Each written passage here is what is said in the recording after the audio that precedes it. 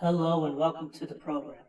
Rebel News has released a new phone call from Pastor Artur Pawlowski, in which if you listen to the recording, he sounds fatigued, his speech is slowing down, and he reiterated how he has been kept in isolation for the first 14 days, ostensibly for COVID quarantine. But it is well beyond the 14 days, and he remains in isolation. Normally, he is allowed out of his cell 1 hour a day to shower and place a call to his family, which today applies to Rebel News.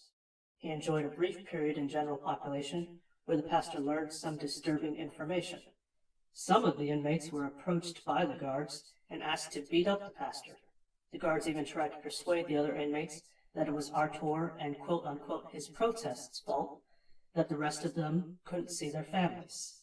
And the real kicker is that the prisoners involved told the guards, "How can I do that to a clergyman? He doesn't even belong here."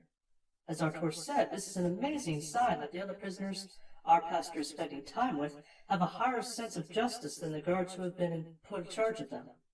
I would speculate that the pastor remains in isolation because the other prisoners wouldn't do what was asked of them, and the pastor says he is still in shock to realize the sense of powerlessness before such a broken justice system.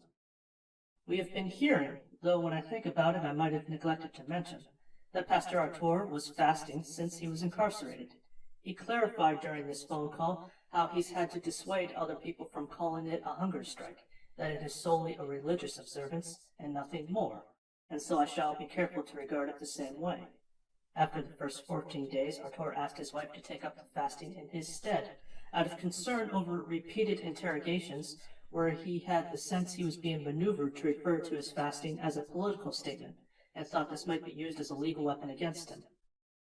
Through this dark time, the pastor gives us one spark of good humor, and after hearing Trudeau's hypocrisy regarding Russia and Ukraine, how Artur practically wanted to eat his radio, wink wink.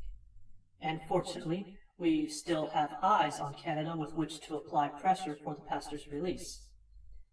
I have been sorely reminded of Tommy Robinson and the terrible state he emerged from his long imprisonment, but in that case the other prisoners were more than happy to hound him and create abysmal living conditions. Here, with Pastor Artur Pawlowski, all available information points to the prisoners being the most decent, and the cause for trouble coming from the employees of the remand center.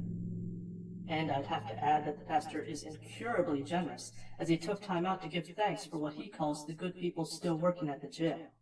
Given what we know, I find what he says hard to believe, or that I would qualify any of them as good. But nonetheless, he expressed his gratitude, and I will be grateful for whatever maintains his spirits. I call upon everyone to spread this story far and wide, whether by word of mouth or using the link from Rebel News below. Let it be known that Canada's political prisoner, this man of God, Pastor Artur Pawlowski, finds vastly more respect from the cloth among his fellow prisoners than he has received from the guards or the police in the majority of his arrests. When I shared this story privately once already, the answer I got was that this posed a good sign that the ones in prison could be redeemed. When the reality is, this tells us the wrong people are on the wrong side of the bars. End the program.